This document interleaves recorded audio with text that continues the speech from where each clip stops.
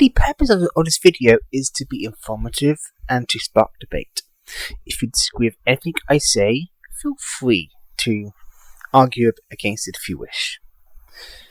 Any discussion now will be conducted with fairness in the comment section, so feel free to disagree if you disagree. Hello everybody, this is going to be the first episode of the why I have my stands I have on China. This one will be talking about the One China policy, and thus I will elaborate further on why I have the positions I have. I have various resources at my disposal to highlight my points and to work within the understanding of what could potentially be confusing for some people and what could not be confusing for some people. The reason why it is this way is because there never was a two-China policy existing, so therefore it gets dubious natures like this, where sometimes people want to define one China policy as something separate from what either China depicts it as. In any case, let us begin.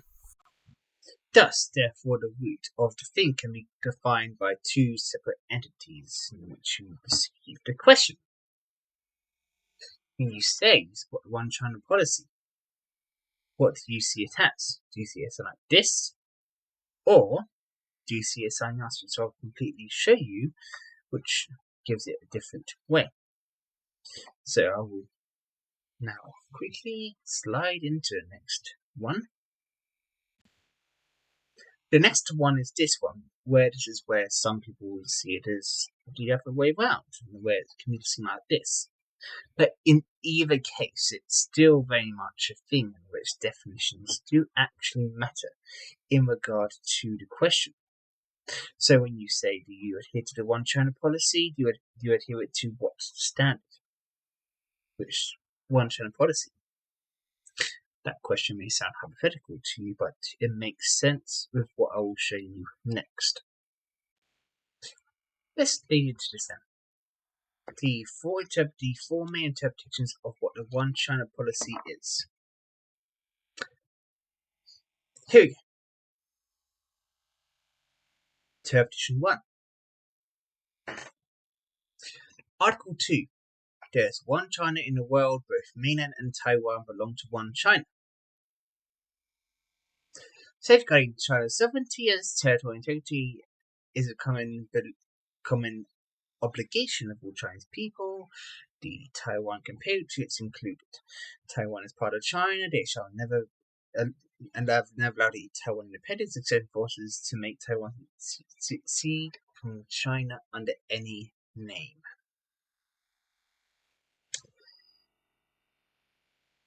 The anti-succession law is an inauguration of the PRC's legal position on One China policy, in which the mainland and Taiwan are seen as the same.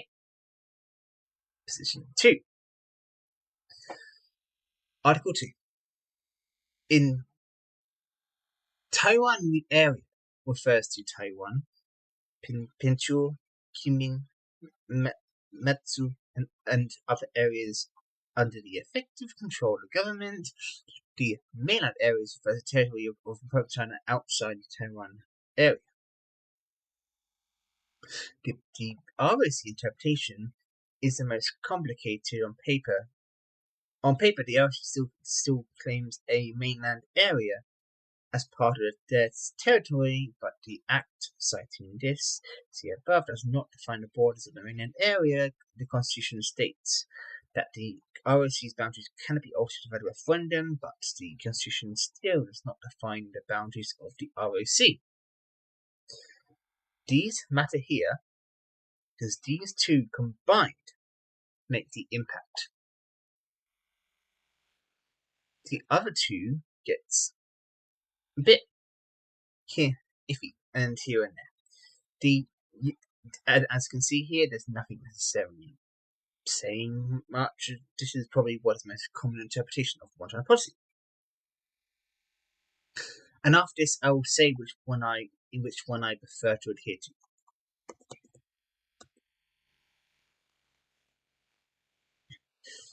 Australia. Joint communique. The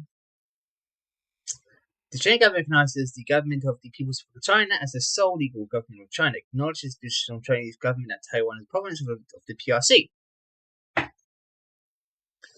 and decided to remove its official representation from Taiwan before 1973.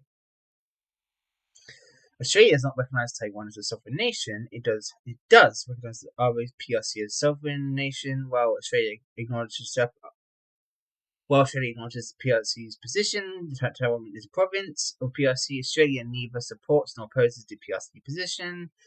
Australia maintains unofficial contact with Taiwan. As you can see, this is still workable, and this is where there was a bit of a really interesting, weird stuff going on recently, especially in light of some stuff where they basically did something about. There's a thing about diplomatic issues on one-China policy in Australia, and then we get to the US, and this is where a lot of the issues kick in. The Australian one, there was a bit of a weirdness here and there, but per definition-wise, it's not the worst. It's probably the better one of the two. But as you can see here, right, the United States recognizes the government of PRC as the sole legal government of China. Within this context, the people of the United States will maintain cultural, commercial, and other unofficial relations with the people of Taiwan.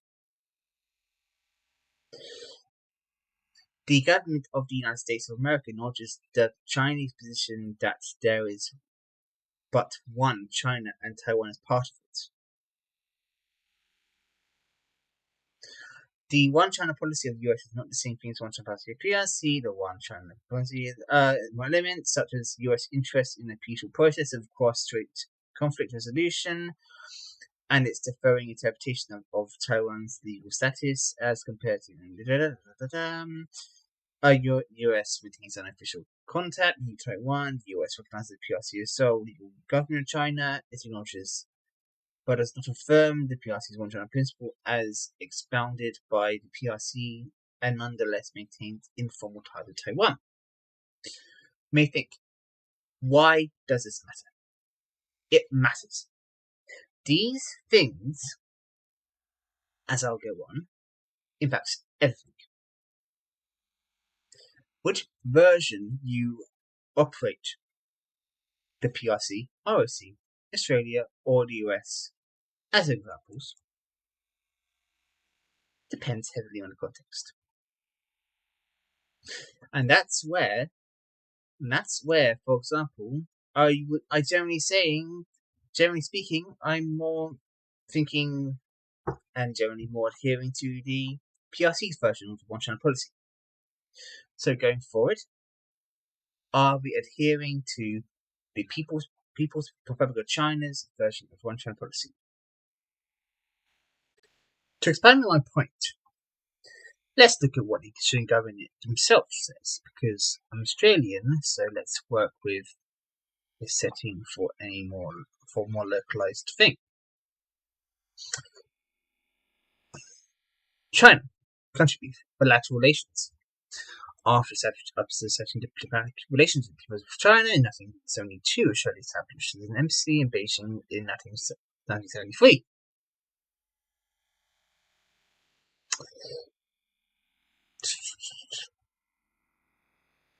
Let's keep moving. Both sides acknowledge that Australia and China have different histories and societies and political systems, as well as our different views on important issues engaged with in our engagements with China. We work as for the welfare of our citizens, the right of citizen freedoms, Australia, yada. Right. That's all this political talk in terms of the government, and we'll go through that. That's not it. That's whatever. China adheres to its one China policy, which means we do not recognize Taiwan as a country. we maintain unofficial contacts with Taiwan, promoting economic, trade, and cultural interests. If you watched until now, thank you very much for watching. The next contents will be talking about the UN specifically, and some back and forth surrounding the UN discourse itself. So, the next step, we're talking a lot bit more hardcore shit. So, yeah, there you go. And I hope you are enjoying the video so far. If you are,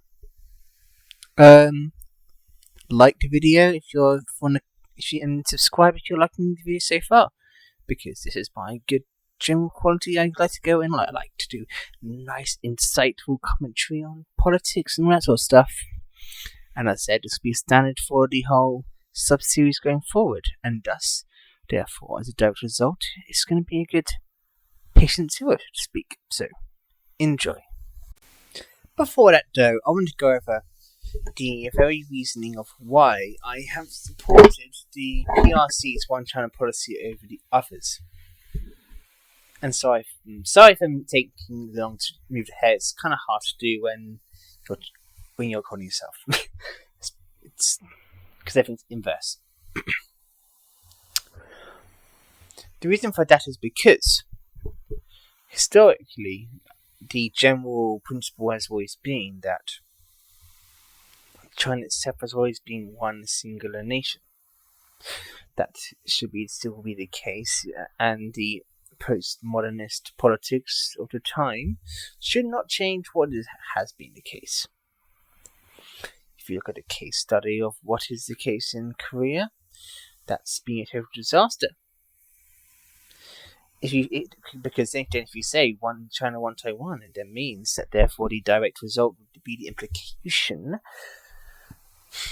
that it's going to lead to a end result of just a massive arms race developing in the thing, and then the whole US promise of peaceful intent and peaceful cooperation will vanish. Because then it comes in a situation where it comes next to the war zone. And that's always been the main issue surrounding Taiwan itself. In fact, you know what? How about, instead of my word saying this about Taiwan, how about I give you a voice from an interview? And the next clip will just be that. Environmental issues, education issues, we'll work with them. What about the diplomatic front, where they continue to squeeze you, where they ramp up the pressure, where they try and persuade countries to drop their diplomatic recognition of you? You did that, not China. You lost it. China didn't do that? Remember this. You lost 3 in 2018 thanks to Chinese pressure. You're now down to 17 countries. And thank you. You recognize China. You don't recognize the Republic of China. You recognize the People's Taiwan, Republic of China. when you're talking about Republic of China. The Republic of China is Taiwan. We were the representative of China before 1971, and the UN. I took presidency. You always go back to history. And say the PRC. No, I'm telling you the fact. We exist here. The ROC exists here. And that's what you call the Taiwan. But you never recognize the ROC here. You recognize the PRC, right? Well, in the UN, I read an article recently. We adhere to one China policy as regards to Taiwan and Hong Kong. And there you have it. From the eyes of someone else entirely. Someone from Taiwan themselves. Sorry about that. There you go. Prime example point. And thank you for leading into my next document. The next document will be the resolution, which basically is what he's talking about. Thus, we lead to this. The actual thing from the time. The restoration haven't been seen. Here we go. The restoration of the lawful rights of the People's Republic of China in the United Nations. The next one will actually highlight this point greater. The General Assembly recalling the principles of the Charter of the United Nations, considering that the restoration of lawful rights of the People's Republic of China is essential both for the protection of the Charter of the United Nations and for the cause that the United Nations must serve under the Charter. Recognizing that representatives of the government of the People's Republic of China are the only lawful representatives of China to the United Nations, and that the People's of China is one of the 5 permanent members of the Security Council, decides to restore all its rights to the peoples of China and to recognize the representatives of China in the United Nations, and to expel with forthright the representatives of Chiang Kai-shek from the place which they unlawfully occupy at the United Nations and in all the organizations related to it. Sorry if I repeat myself there for a second. Screen a little bit into me now, but it's okay. I can still function. But the point here is this line here. This line here of to expel forthwith the representatives of Chiang Kai-shek, and that also extends to the Republic of China going forward completely. The place which they unlawfully occupy at the United Nations and in all its organizations related to it. That has a significant factor here which will relate to other stuff. Let's then link to this thing here, in which is then linking exactly to the point. Sorry about that. There you go. Fixed now.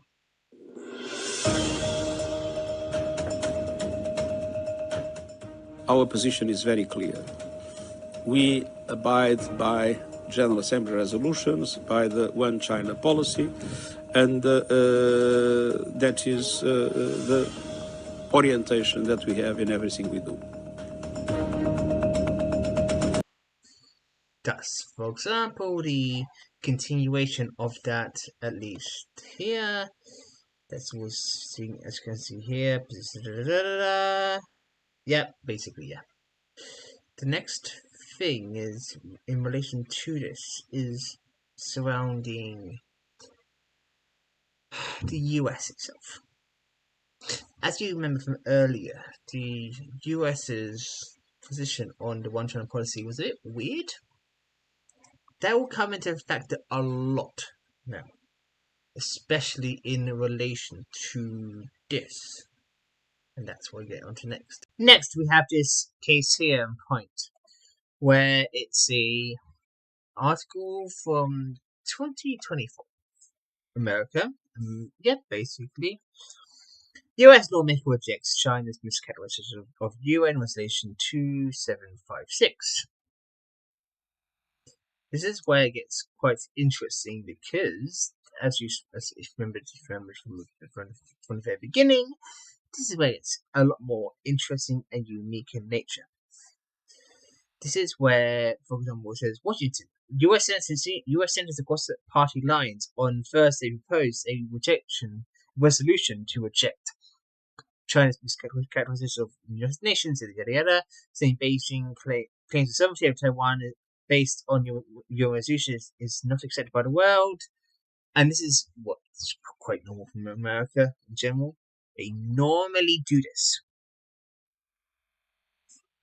US Republican Senator Jim Lichette, a ranking member of the Senate Foreign Relations Committee, and Democrat Gina Sharina proposed the resolution reaffirming that the One China policy of the United States is not equivalent to the One China policy of the Chinese Communist Party. But that's the thing there. America likes to define its own standards based on its own interest. I mean, to some extent, you can say that the PRC is doing it based on their own interest, because by virtue of that. But at the same time, this is far more serious, and this is the far more messed up line that the US is doing, because the US is one who will benefit from separatism. But that's besides the point. There's enough still to cover, and I can expand on all this later, so it's all good. The passage of the United Nations General Assembly resolution does not mean the world accepts claims of sovereignty. More so, the United States one-time policy is not the same.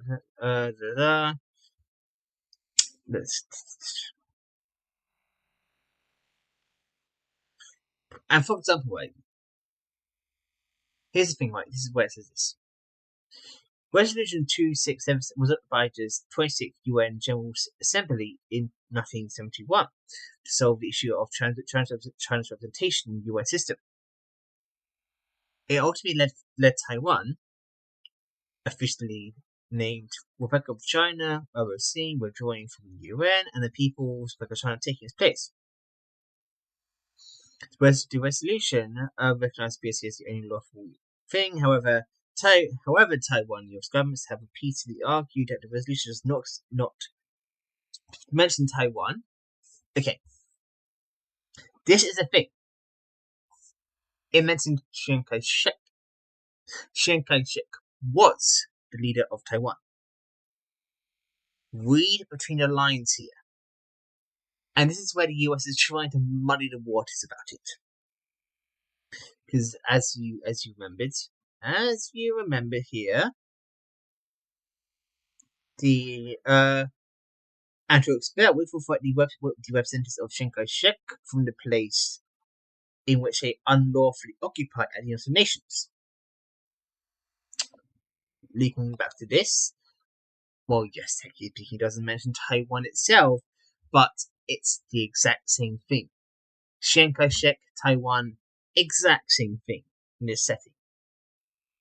What else would it represent? Chiang Kai-shek, was he not then the person in control of Taiwan at the time? Yes, he was. So is Taiwan. That's the point. Does not say that Taiwan is part of the PRC and does not explicitly authorize them to represent Taiwan in the UN system. According to the Senate resolution introduced by two American lawmakers, China has weaponized Resolution 2765 and the One China Principle to isolate Taiwan and prevent the island's meaningful participation in the UN. But this is the thing. Let's again look at the wording. The resident of Chiang Kai-shek formed the place with the unlawfully occupied at the United Nations and in all the organizations related to it. All of them. So therefore, as a direct result of that, what does that mean? It means, voila. It does explicitly say that. It explicitly says Taiwan is to not be involved in the UN. This is a case in point of US special pleading situation going on here, in which they want to basically justify it. Anyway, continue.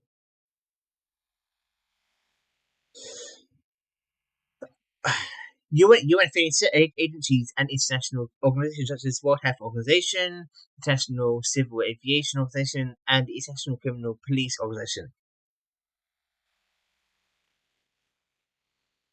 In 2005, the then UN General Secretary Ban Ki-moon even cited the resolution to refuse Taiwan's accession into UN in 2007, using the incorrect assertion that the resolution supported China's claim that Taiwan is part of China, then proposed resolution saying yada yada. But as you said, as I've shown in the thing itself, the UN itself does support the China's claims over Hong Kong and Taiwan. So yeah. Continuing. In addition, China took advantage of UN to coerce, intimidate, or punish the sovereign states for engaging in partnership with Taiwan. The proposal resolution added. The proposed resolution indicates that Yuan wishes to not make a position on Taiwan's ultimate political status and does not represent a It offers support to Taiwan's diplomatic allies for continuing official relationships with Taiwan and other nations while worth strengthening their partnership with Taiwan. The United States remains committed to Taiwan's meaningful participation in international organizations and to a meaningful resolution of cross-strait issues.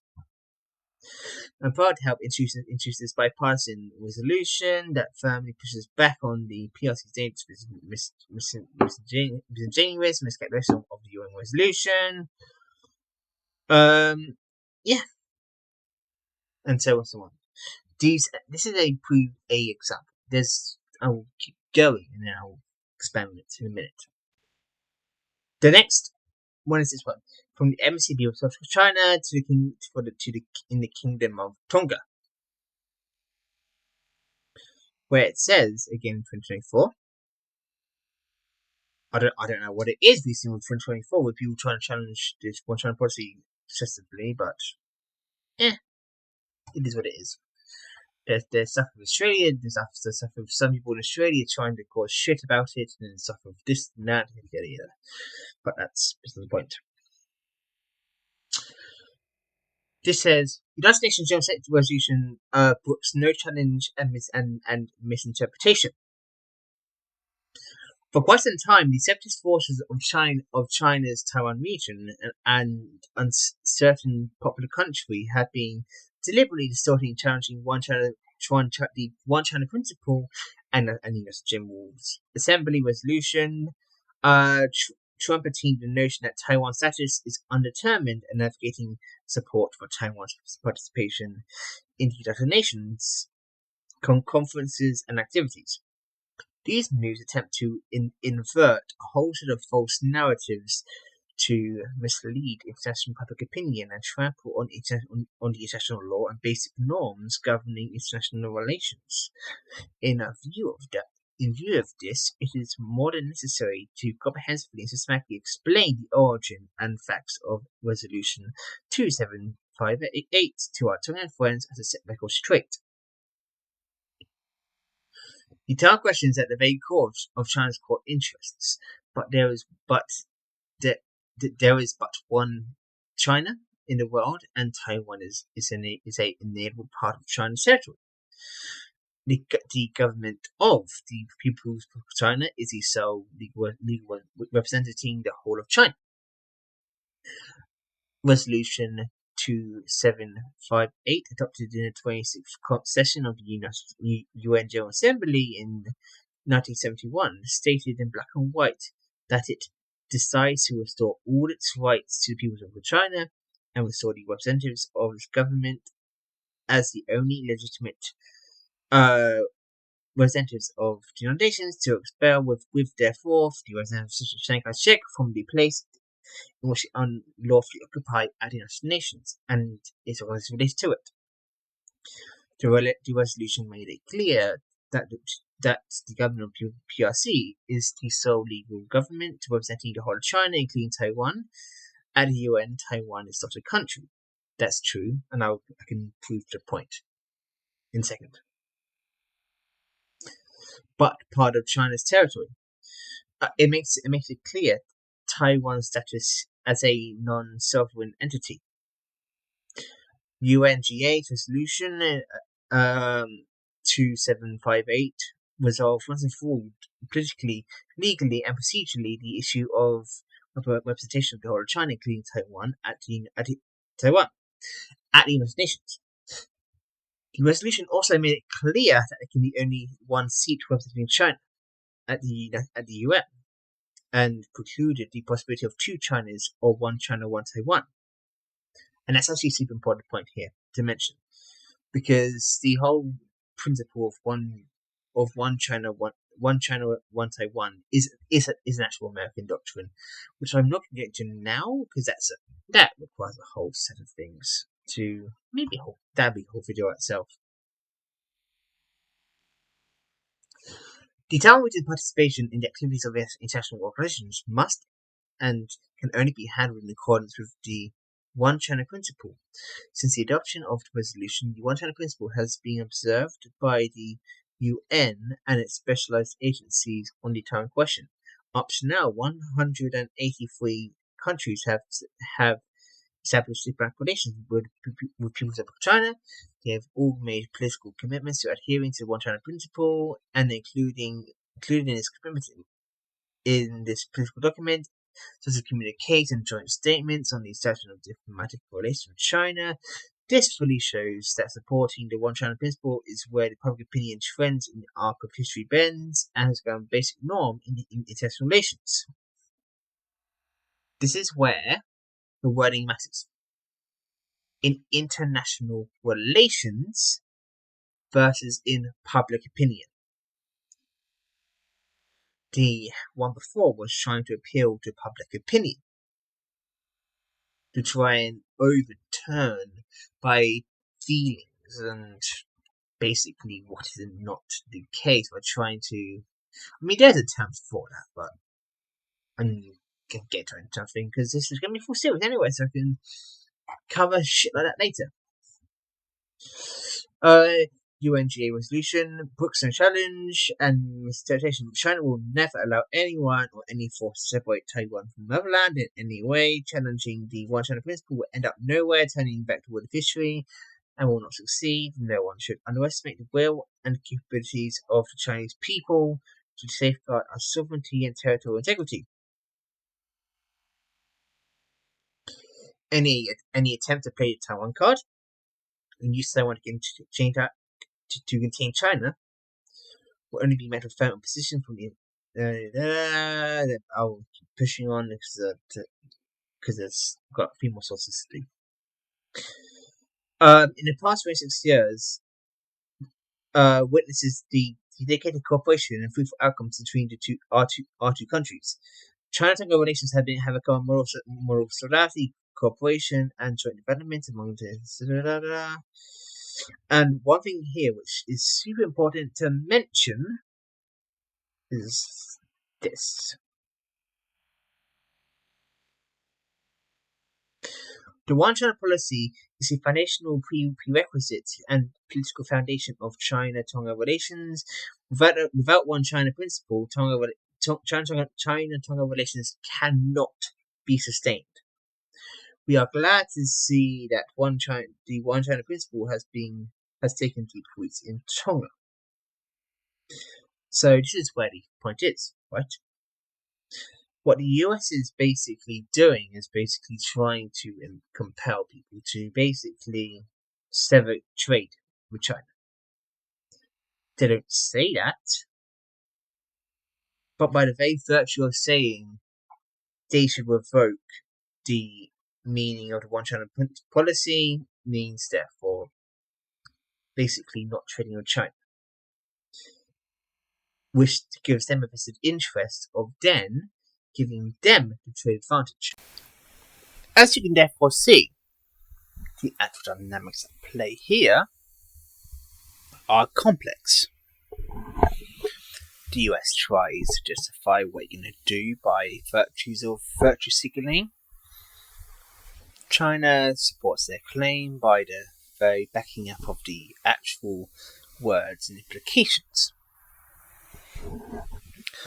The very fact that Taiwan was never invited back afterwards highlights the point perfectly, doesn't it?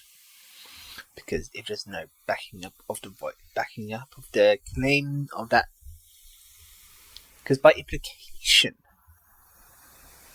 if after Chiang Kai-shek's gone, expelled, that no future local leadership in the island is ever welcome back. That's what I mean here. The US is distorting it. But again, this is not exactly the most unusual thing to do.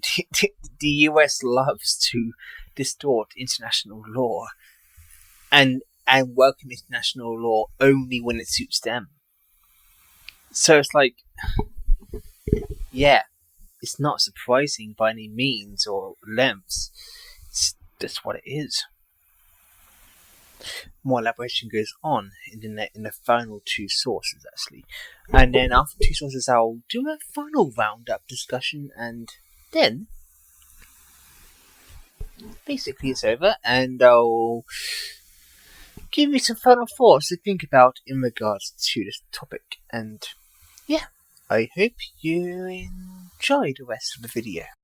This is the second to last source, and then I'll go into open discussion, and then I'll lead on to a question for everyone who has watched this. And if you watched this far, thank you very much. Because this is actually a really interesting thing to ponder about, isn't it? The whole nature of laws, international stuff like that, yada yada. Okay. Ministry of Foreign Affairs official on China's position of resolution of the area. On the evening of May 10, 2024, Yang Tao, the Director General of the Department of North American and Oceanic sorry.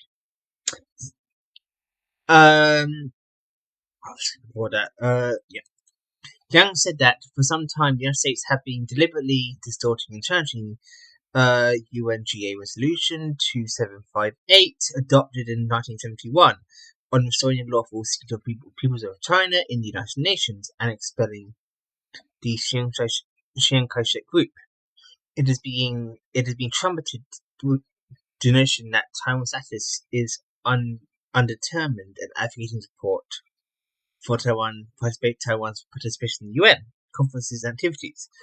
Recently, Mark Lambert, along with other U.S. State Department officials, blatantly asserted that UNGA Resolution 2758 did not endorse and is not equivalent to and does not reflect a consensus for China's one China principle. There's no bearing on countries' sovereign choices with respect to their relationship with Taiwan, does not preclude Taiwan's meaningful participation in the United Nations system and other multinational forums, and did not consolidate a UN institutional position in the ultimate political set of Taiwan. Moreover, the United States claimed that its one China policy is different from China's one China policy. All this is a U.S. attempt to invent a whole set of false narratives to mislead the international public opinion and challenge the one China consensus among the international community. In view of this, we deem it necessary to comprehensively and systematically explain the origins of one concerns. And this is where a lot more detail goes into it than the previous one. You may think, oh, it's just another one of China's going over this. But this goes into much more detail.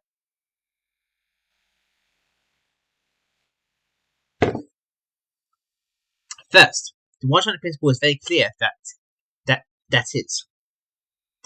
There is but one China. Taiwan is part of China, and the government of peoples of China is the sole legal government representing the whole of China. The UNG Resolution 2758 fully reflects and solemnly reaffirms the One China principle. Taiwan has been part of China since ancient times. This is a historical fact. I will go into that later, actually.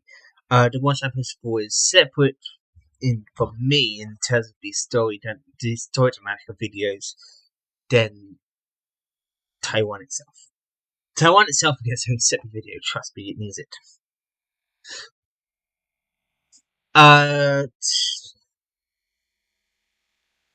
It's also the international consensus. The 1943 Cairo Declaration and 1945 Potsdam Declaration stipulates that Taiwan, a Chinese territory stolen by Japan, shall be restored to China. These documents with international legal effects formed an integral part of the post-World War II international order, and also established the legal foundation of Taiwan's status as China's inalienable territory. In 1949, the People's Republic of China representing the whole of China, it was a change of government without changing China as a subject of international law. China's sovereignty and inherent territorial boundaries did not change. Rightfully, the government of People's Republic of China fully enjoyed exercises China's sovereignty, including that over Taiwan, due to the continued civil war in China and meddling of external forces. The two sides of the Taiwan Strait have fallen into a special state of protracted political confrontation. However, China's sovereignty over the claimed territory has not been split and will never be split.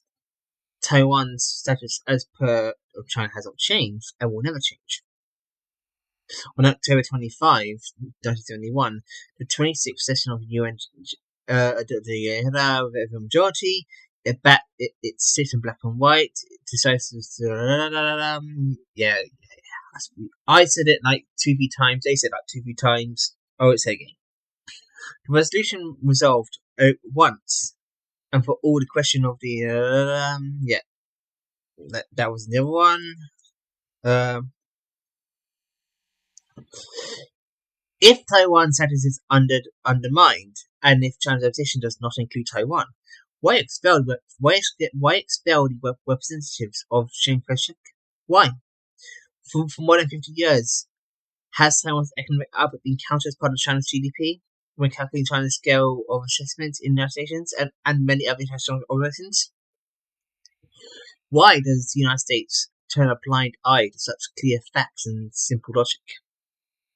Second, the UN system has always observed Resolution 2758 and upheld the One China principle in dealing with Taiwan-related affairs since the adoption of Resolution 2758. The UN and its specialized agencies and also other intergovernmental international organizations have all adhered to it.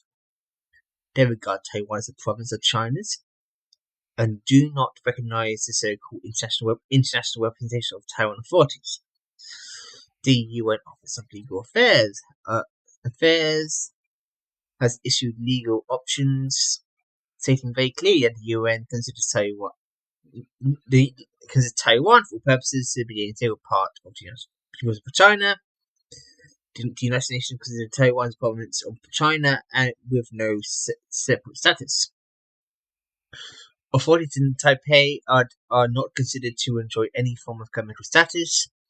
Use of the term Taiwan province of China when reference to Taiwan is required in the United Nations Secretariat documents for decades. The UN secretaries generals and their spokespersons have made it clear when expressing in their stance of Taiwan that the United Nations is guided by Resolution 2758 and adheres to the One China policy. As part of China's territory, Taiwan has no basic reason or right to participate in the UN or any other international organizations where membership is exclusive to sovereign countries.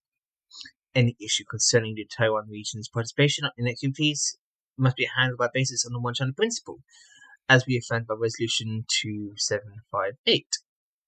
The principle was again confirmed in May 1972 in Resolution 25.1 of the 25th World Health Assembly, which has adopted in accordance with the UNGA Resolution 2758.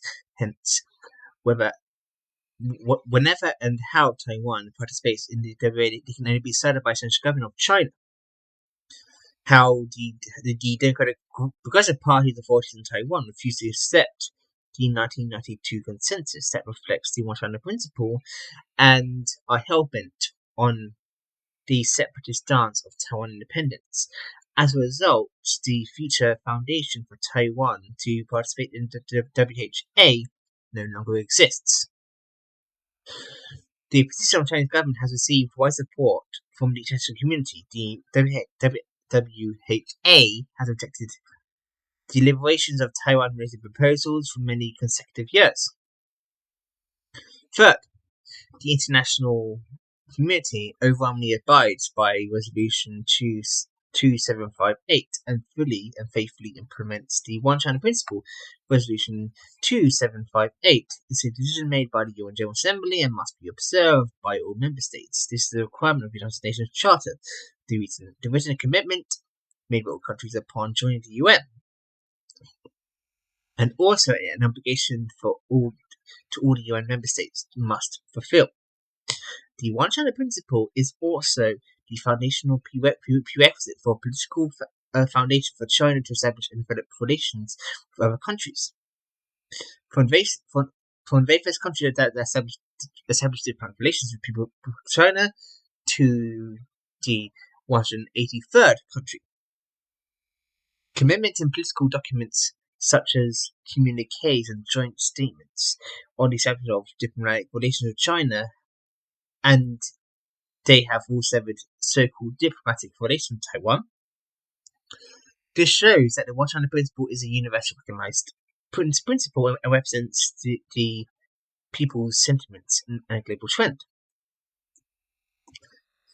As a signatory to the Cairo document and the Potsdam Proclamation, the US is fully aware of the historical and legal facts that Taiwan belongs to China, yet it openly challenges the post-World War II international order as if it has anosmia.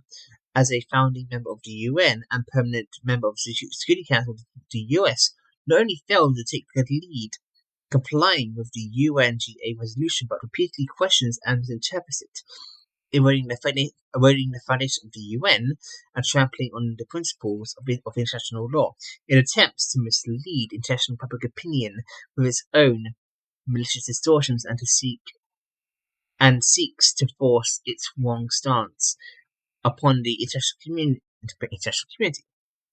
Is this the so-called rules-based international order the US has been preaching?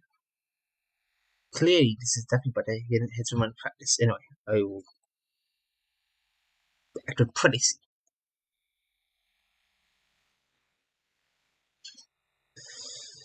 Basically speaking,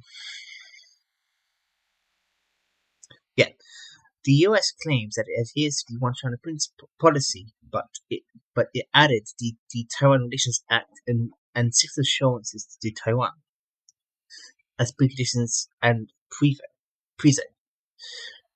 The latter two, concocted by the US, unilaterally fundamentally violates the One China Principle and a consensus of international security, and have never been recognized by China. The US claims it maintains unofficial relations with Taiwan, but it has arranged meetings between US and Taiwan officials, signed with some connotations and official nature, provided arms and ammunition to Chinese territory. How is this unofficial ties? President Biden has pledged that the US does not support Taiwan independence, two Chinas or one China, one Taiwan, and does not seek to use Taiwan as a tool to contain China. Has the US side ever honored its commitments? That is the point in which we will lead in to the rest of the sources. Due to the timing, I won't cover this in its entirety. I will cover only for extras of this one. Let's just go this one. It's talking about the same context of the thing between China and the US, yada yada yada yada yada. Where is this? This is not the first time the US's position on the UN General Resolution 2758 differed from the interpretation expressed by UN officials. During a UN briefing at the Office of Spokesperson for General Secretary in March last year, a UN official was asked why the UN had shut the door on Taiwan, the most democratic country in Asia. Why are the citizens of Taiwan not even allowed to enter the premises of the United Nations? Be it in the headquarters of Midtown Manhattan or hundreds of agencies worldwide. Spokesperson responded by mechanically reiterating the One China policy and maintains that only citizens of UN member states can enter the premises of the UN. The UN, which was soon contradicted by the practice of accepting classified passports and spying. These questions touch upon the scope and application of Resolution 2758 and the implications of China's persistent strategy to inflate and distort it. This paper explores reasons for Taiwan's long absence in international organizations and its recent efforts to re-engage. It then suggests the direction in which both the international community and Taiwan should move to better integrate Taiwan, a vibrant democracy that upholds the universal values into international society. Before doing so, it is necessary to take a closer look at what Resolution 2758 says, how it differs from Beijing's absurd one-time product principle. Basically, it's this is what Taiwan sources can tell. That's whatever. I'm doing this to show diversity of the expressions around it. So it's just interesting. It'd be interesting to see how people think about it as a direct result. Taiwan's exclusion is unsurprising given China's rise to global power and omnipresent influence in the UN system and beyond. While attending General Assembly debates on September 5th, 2020, China's then Minister of Foreign Affairs, Wang Yi, stated, "The One China principle has become a basic norm in international relations and the general consensus of the international community. 51 years ago, right in this August hall, the UN General Assembly adopted Resolution 2758 with overwhelming majority, which decided to restore the lawful seat of the People's Republic of China in the United Nations and to expel the representatives of the Taiwan authorities from this place where they had been unlawfully occupied. Once and for all, Resolution 2758 resolved politically, legally, and procedurally the issue of representation of the whole of China, including Taiwan, in the United Nations and international institutions. It completely blocked any attempt by anyone or any country to create two countries or one country in one Taiwan." So let's just skip ahead, see if there's anything else worth here. Otherwise, that's the only real relevant here.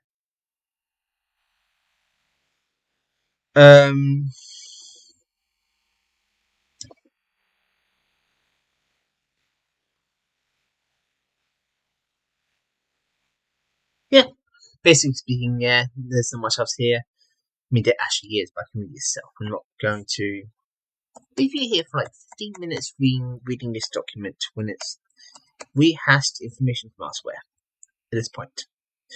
What I will do, however, is do a quick thing here and just to prove my point. No, that won't work because it's not on lit. That doesn't matter. Okay, let's just do this. Let's just do this one, alright? Just to prove my point. Republic of Moldova, Russian Federation, Rwanda. Look, no Republic of China. No, the other one. T. Oh, look, no Taiwan. So there you go.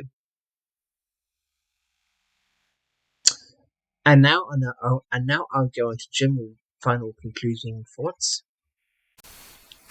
Therefore, Therefore, as a result, as you can see here, the actual dynamics around the topic is more complex than you may think it is.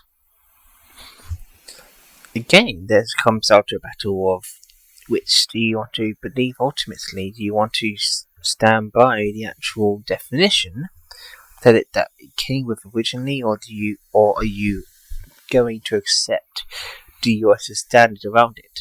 That's going to be a real critical question here.